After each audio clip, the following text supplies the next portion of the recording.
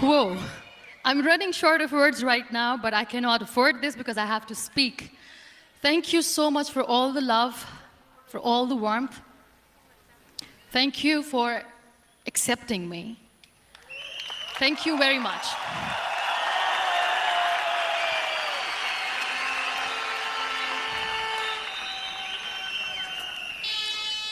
Well, I always start my talk with a disclaimer. And that disclaimer is that I've never claimed to be a motivational speaker. Yes, I do speak, but I feel more like a storyteller because wherever I go, I share a story with everyone. Well, it is a story of a woman whose perfectly imperfect life made her who and what she is today. It's the story of a woman who, in pursuit of her dreams and aspirations, made other people realize that if you think that your life is hard and you're giving up on that because you think your life is unfair, think again. Because when you think that way, you are being unfair to your own self. It's the story of a woman who made people realize that sometimes problems are not too big. We are too small because we cannot handle them.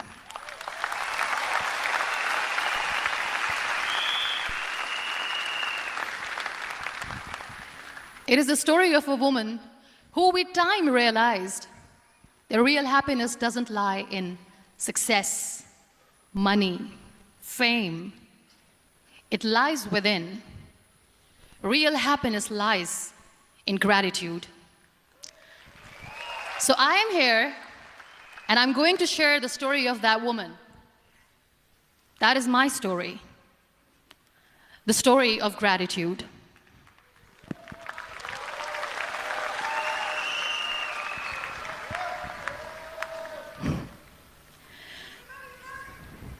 I love you too. I love you all. I believe in the power of words. Many people speak before they think. But I know the value of words. The words can make you, break you, they can heal your soul, they can damage you forever. So I always try to use the positive words in my life wherever I go. They call it adversity, I call it opportunity. They call it weakness, I call it strength. They call me disabled, I call myself differently abled. They see my disability. They see my disability, I see my ability. There are some incidents that happen in your life, and those incidents are so strong that they change your DNA. Those incidents or accidents are so strong that they break you physically. They deform your body, but they transform your soul.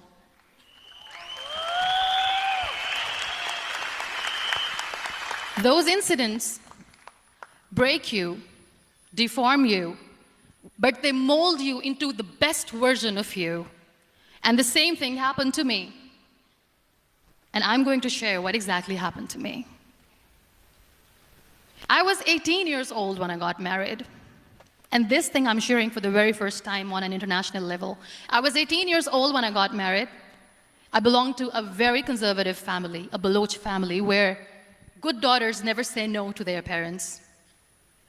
My father wanted me to get married. And all I said was, if that makes you happy, I'll say yes. And of course, it was never a happy marriage. Just about after 2 years of getting married, about 9 years ago, I met a car accident. Somehow my husband fell asleep and the car fell in the ditch. He managed to jump out, saved himself. I'm happy for him. But I stayed inside the car and I sustained a lot of injuries. The list is a bit long. Don't get scared. I'm perfectly fine now. Radius ulna of my right arm were fractured. The wrist was fractured.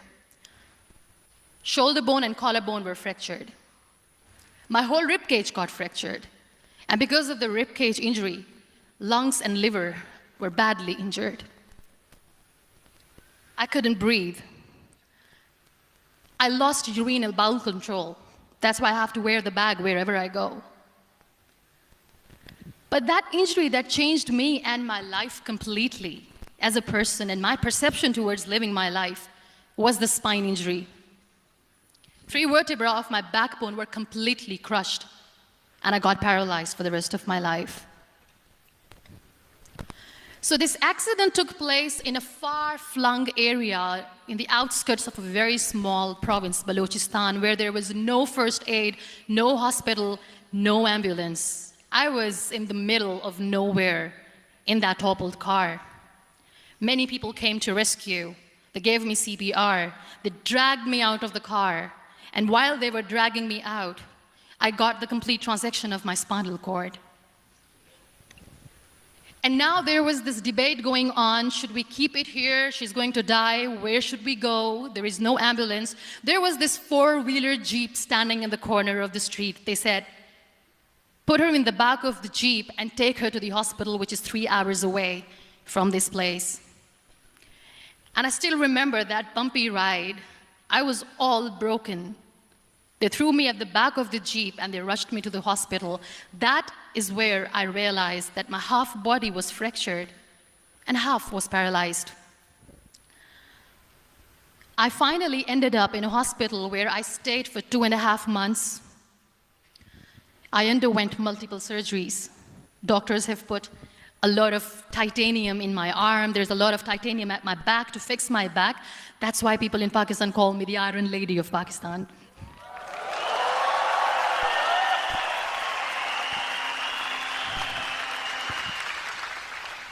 Sometimes I wonder how easy it is for me to describe all this all over again. And somebody has rightly said that when you share your story and it doesn't make you cry, that means you have healed.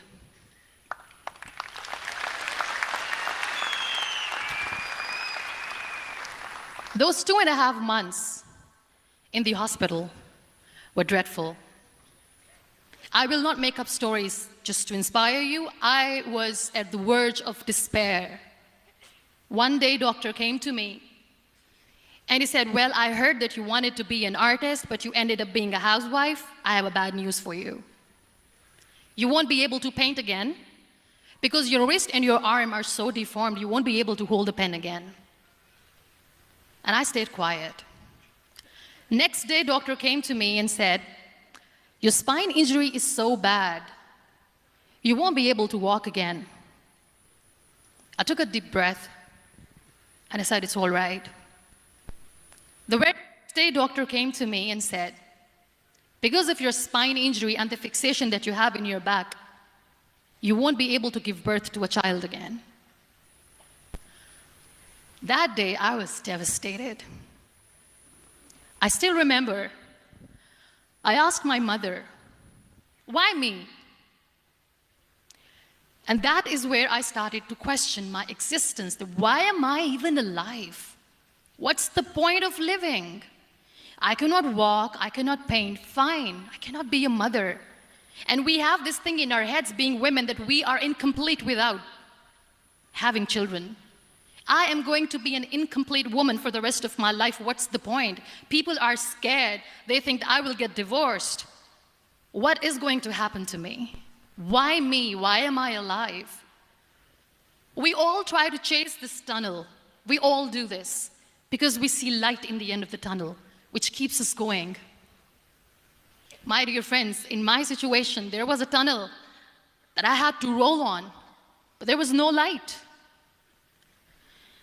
And that is where I realized that the words have the power to heal the soul. My mother said to me, this too shall pass. God has a greater plan for you. I don't know what it is, but He surely has.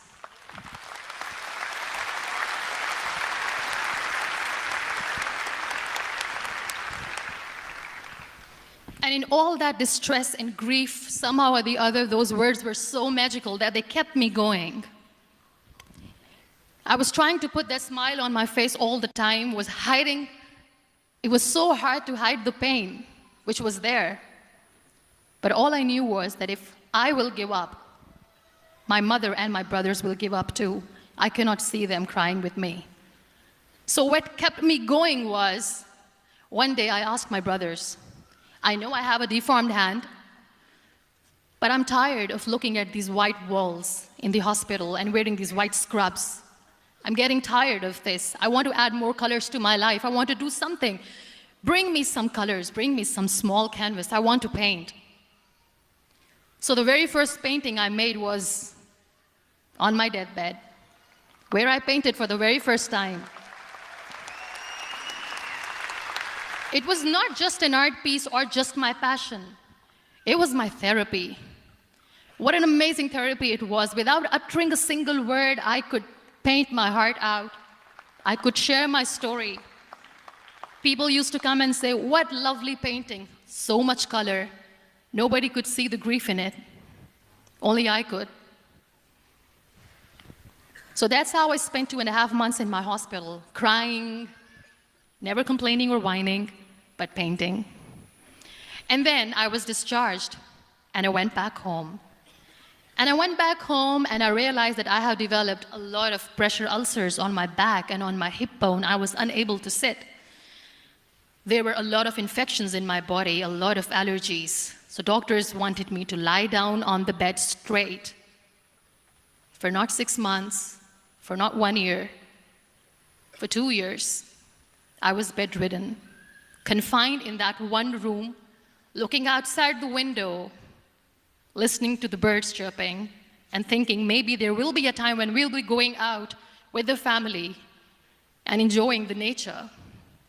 That was the time where I realized how lucky people are, but they don't realize. That is the time where I realized that the day I'm going to sit, I'm going to share this pain with everyone to make them realize how blessed they are, and they don't even consider them lucky. There are always turning points in your life. There was a rebirth day that I celebrated. After 2 years and 2.5 months, when I was able to sit on a wheelchair, that was the day when I had the rebirth. I was a completely different person. I still remember the day I sat on the wheelchair for the first time, knowing that I'm never going to leave this, knowing that I won't be able to walk for the rest of my life. I saw myself in the mirror, and I talked to myself. And I still remember what I said. I cannot wait for a miracle to come and make me walk. I cannot sit in the corner of the room crying, cribbing, and begging for mercy because nobody has time. So I have to accept myself the way I am. The sooner, the better. So I applied the lip color for the first time.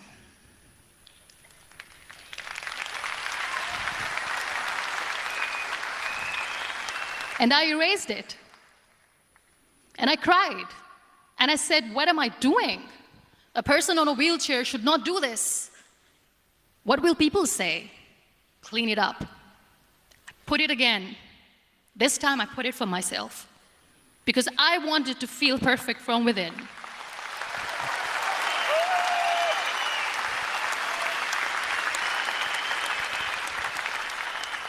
And that day I decided that I'm going to live life for myself. I am not going to be that perfect person for someone. I am just going to take this moment and I will make it perfect for myself. And you know how it all began? That day I decided that I'm going to fight my fears. We all have fears.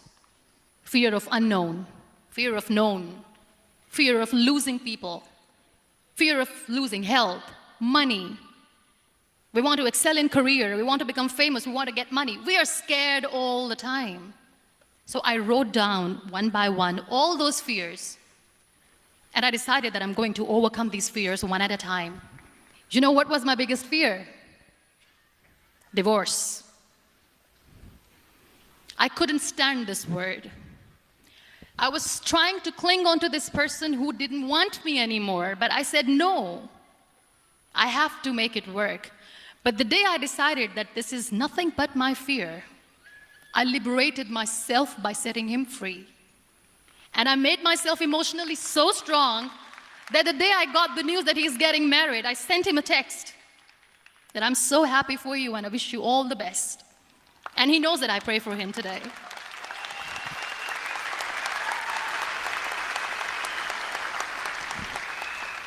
My biggest fear, number 2, was I won't be able to be a mother again.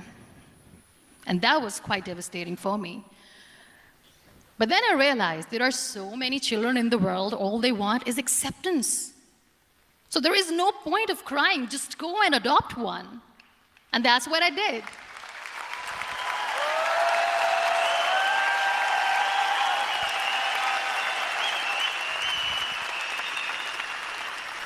I gave my name in different organizations, different orphanages. I didn't mention that I'm on a wheelchair, dying to have a child. So I just told them that this is muniwa Mazari and she wants to adopt a boy or girl, whatsoever, but I want to adopt a kid. And I waited patiently. 2 years later, I got this call from a very small city in Pakistan. I got a call and they said, are you muniwa Mazari? There is a baby boy and would you like to adopt? And when I say yes, I could literally feel the labor pain. I said, yes, yes, I am going to adopt him. I am coming to take him home.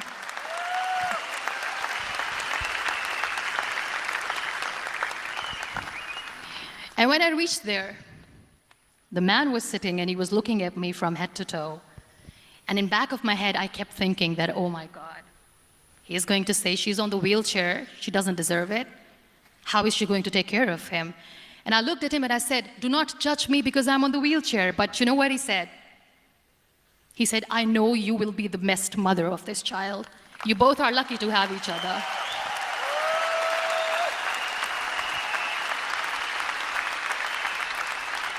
And that day, I was 2 days old, and today he's 6.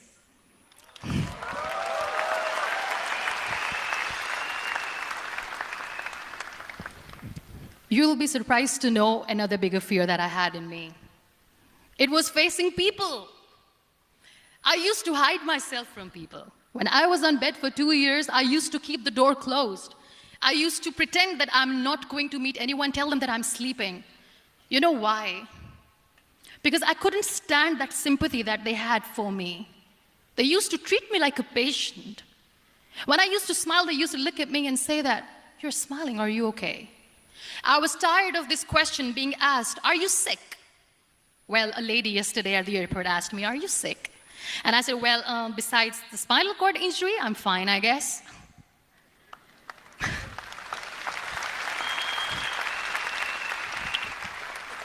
But those are really cute questions. They never used to feel cute when I was on the bed. So I used to hide myself from people, knowing that, oh my God, I'm not going to see that sympathy in their eyes. It's all right. And today I'm here speaking to all these amazing people because I have overcome the fear.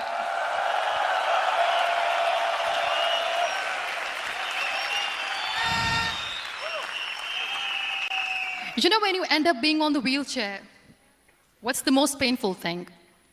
That's another fear that people on the wheelchair, or the people who are differently abled, have in their hearts, but they never share. I'll share that with you. The lack of acceptance. People think that they will not be accepted by the people because we, in the world of perfect people, are imperfects. So I decided that instead of starting an NGO for disability awareness, which I know will not help anyone, I started to appear more in public. I started to paint. I always wanted to. I have done a lot of exhibitions. I'm Pakistan's first wheelchair-bound artist. I have done a lot of modeling campaigns, different campaigns for brands like Tony and Guy.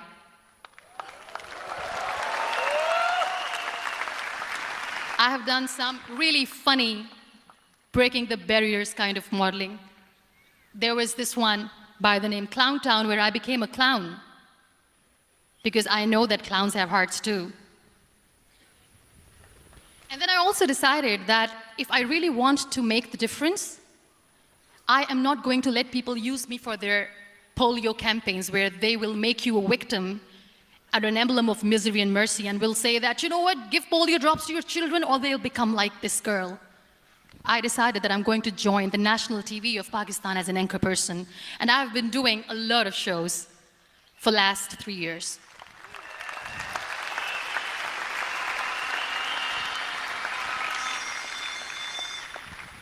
So when you accept yourself the way you are, the world recognizes you. It all starts from within. Thank you. I became the National Goodwill Ambassador for UN Women Pakistan, and now I speak for the rights of women, children. We talk about inclusion, diversity, gender equality, which is a must. I was featured in BBC 100 Women for 2015. I'm one of the Forbes 30 under 30 for 2016. And it all didn't happen alone. You all are thriving in your careers. You have bigger dreams and aspirations in life. Always remember one thing. On the road to success, there is always we, not me. Do not think that you alone can achieve things. No. There is always another person who is standing behind you, maybe not coming on the forefront, but behind you, praying for you and supporting you. Never lose that person. Never.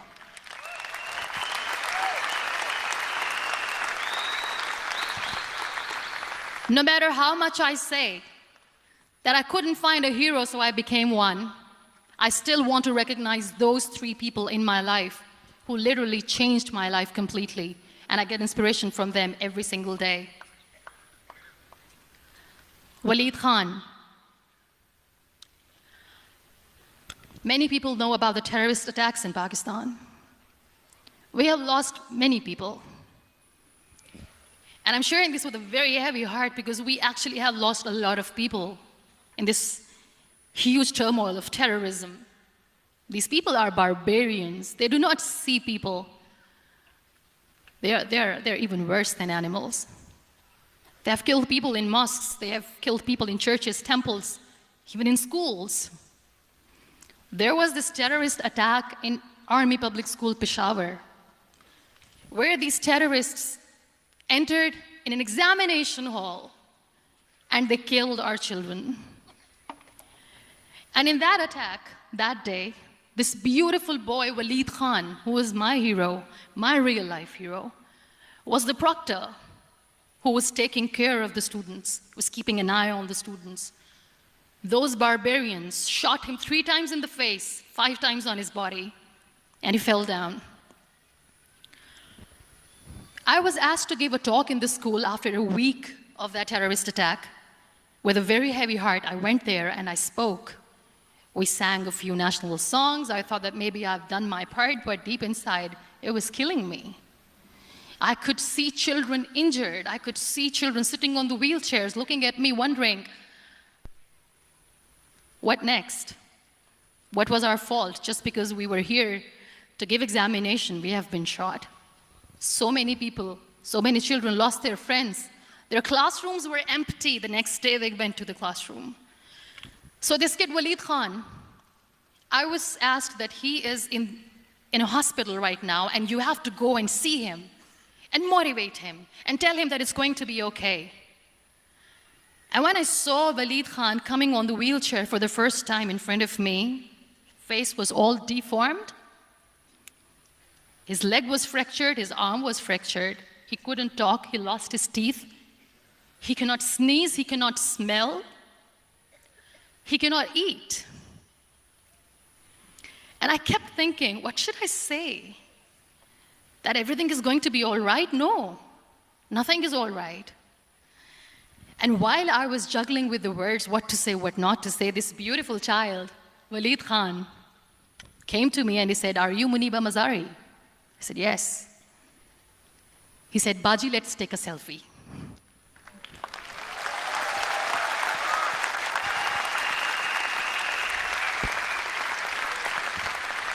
And with that beautiful, toothless smile of Waleed Khan, we took that beautiful selfie that I still have with me.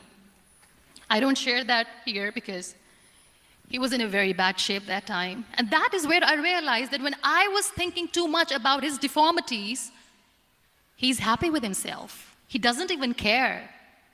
Because today he goes in the same school, and when somebody asks him that, "What happened to your face? Why so many scars?" You know what he says? "These scars are my medals and I wear them with pride."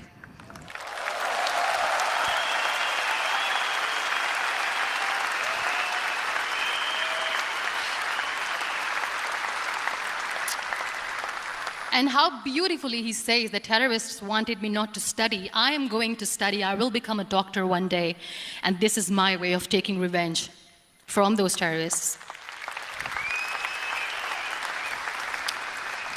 Another real-life hero, of course, my son. His name is Nile, N-I-L-E, River Nile. I learned so much from this kid. The first and foremost thing is patience. How to be patient when you know that your mother cannot walk, when you know that your mother is different from the other women, when you know that your mother cannot go out and play with you, how to stay calm. He loves football. And when we got the very first football, he was 4 years old. He was super excited. I still remember he came in the room and he said, "Mom, let's play football." And he kept the ball in my feet. And he said, "Let's kick it." And that day I felt disabled. I said, "I cannot kick the ball." And I was down with the same face. He looked at me and he said, "Well, that's all right. Your legs are not working, but your hands do. Let's play catch the ball."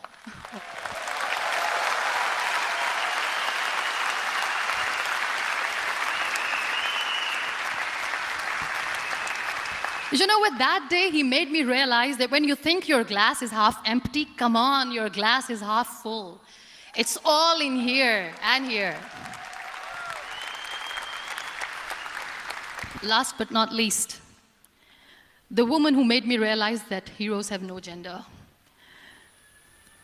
The woman who believed in me even when I was completely at the verge of despair, where everybody left, she was there. And every time I looked at her, without saying anything, she used to look at me and said, "This too shall pass. God has a bigger plan. And one day you will say that, oh my God, that is why God has chosen me." She never cried in front of me. She has always said that there will be haters, there will be naysayers, there will be disbelievers, and then there will be you proving them wrong. My mother.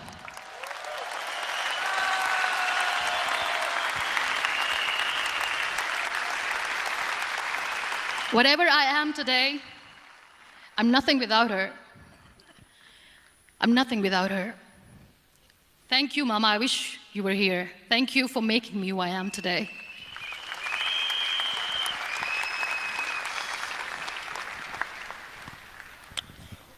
You know what? We human beings have a problem. Out of many problems, there is one more, and this is a self-created one. We always expect ease from life. We have this amazing fantasy about life. This is how things should work. This is my plan. It should go as per my plan. If that doesn't happen, we give up. So my dear friends, let me tell you one thing. I never wanted to be on the wheelchair. Never thought of being on the wheelchair. I was always aspiring to do bigger things, but had no idea that for that I have to pay the price to be where I am today. It's a very heavy price. This life is a test and a trial, and tests are trials are never supposed to be easy. So when you are expecting ease from life, and life gives you lemons, then you make the lemonade, and then do not blame life for that, because you were expecting ease from a trial. Trials make you a stronger, better person. Life is a trial, and with time you realize that.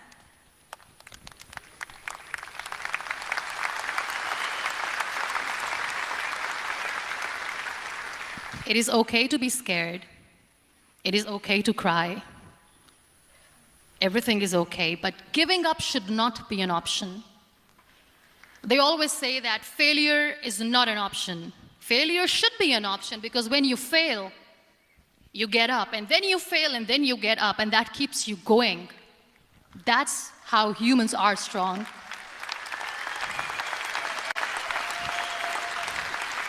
Failure is an option, should be an option, but giving up is not. Never. We have this thing in minds. We call it perfection. We want everything perfect. We want ourselves to be perfect. There is this image in our head about everything. Perfect life, perfect relationships, perfect career, perfect amount of money that we need to earn no matter what. Nothing is perfect in this world. We all are perfectly imperfect, and that is perfectly all right. That's all right. We were sent here not to become the perfect people. Those people who tell you how to look perfect, even those people are imperfect. Trying to fight this fear of looking imperfect. I used to be perfect. I still remember. I got this compliment years ago when I used to walk. Oh my God, look at you. You're fair, you're tall, you're perfect. Look at me now. You're still perfect. Only the perfect eyes can see that. Only the perfect eyes will see that. Only the perfect eyes will see that. So yes, in all those imperfections, you have to listen to your heart. You don't have to look good for people. You don't have to be perfect just because other people want you to be perfect.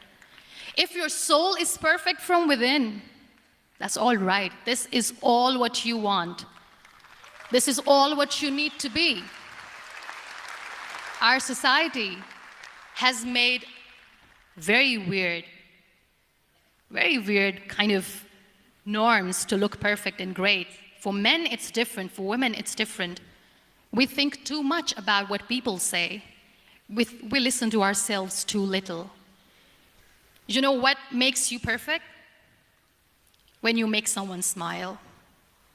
You know what makes you perfect? When you try to do something good for the people around you. You know what makes you perfect? When you feel someone's pain. And how beautiful pain is that it connects you with people. No other medium can connect you with others but pain. That's why I always say that I'm in pain, and that's a blessing in disguise for me. Today, just because I'm in pain and I'm on the wheelchair, I work for children. Being the head of CSR for a company, we conduct medical camps in far-flung areas of Pakistan where so many kids die because they don't have medical facilities. And I personally believe just because they cannot afford to live doesn't mean we'll let them die. So we give them money, we give them medical treatment, we try to heal their wounds, physical and emotional. And I also work for the beautiful people, we call them third gender, the transgender community of Pakistan. You know what connects me with them? All my imperfections. When I go and I hug them, they never judge me. And this very good friend of mine, her name is Bijli. Bijli means electricity. She calls herself electricity. And I said, are you electricity? She says, no, I'm lightning. I'm as strong as lightning. Because we have very bad power outage, so she doesn't want me to call her electricity. So she says, I am very strong. I'm thunder, I'm lightning. She came to me, and the first time I hugged her, she said, you are just like me. And I said, yes, I am like you. Because to people, we are so imperfect. So how beautiful these imperfections are, that because of these imperfections, you can connect with people. Then why are we all running after being perfect? What's the point?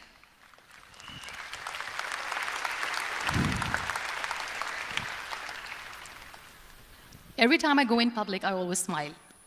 There's always a big toothy smile on my face, and people ask me, don't you get tired of smiling all the time? What's the secret? I always say one thing, that I have stopped worrying about the things that I have lost, the people that I have lost. Things and people who were meant to be with me are with me. And sometimes, somebody's absence makes you a better person. Cherish their absence.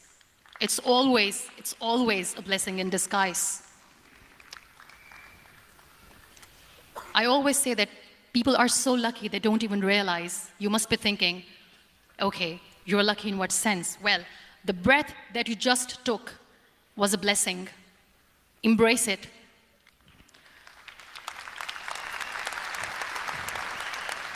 There are so many people in the world who are dreaming to live a life that you are living right now. You have no idea. Embrace each and every breath that you are taking. Celebrate your life. Live it. Don't die before your death.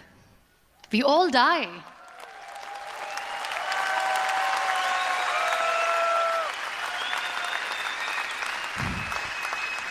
We live this one routine of a day for 75 years and we call it life. No, that's not life.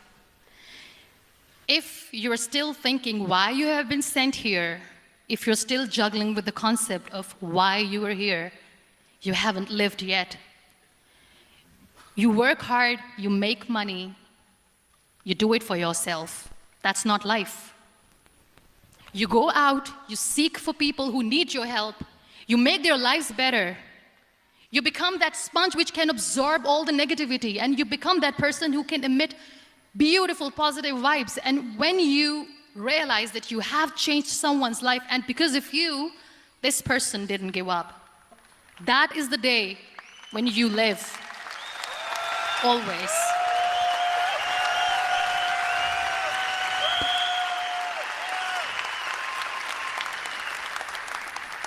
We were talking about gratitude, why I smile all the time. I cry all night when nobody sees me, because I'm a human and I have to keep the balance. And I smile all day because I know that if I will smile, I can make people smile. That keeps me going.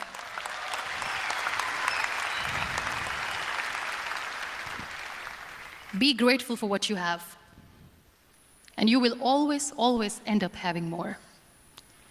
But if you'll cry and if you'll crib for the little things that you don't have or the things that you have lost, you will never ever have enough. Sometimes we are too busy thinking about the things that we don't have that we forget to cherish the blessings that we have. I'm not saying that I'm not healthy and that makes me unlucky, but yes, it is hard.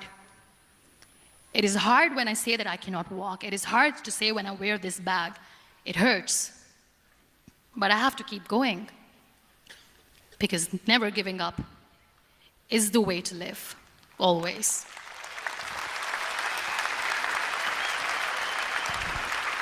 So I'll end my talk on a very short note. Live your life fully. Accept yourself the way you are. Be kind to yourself.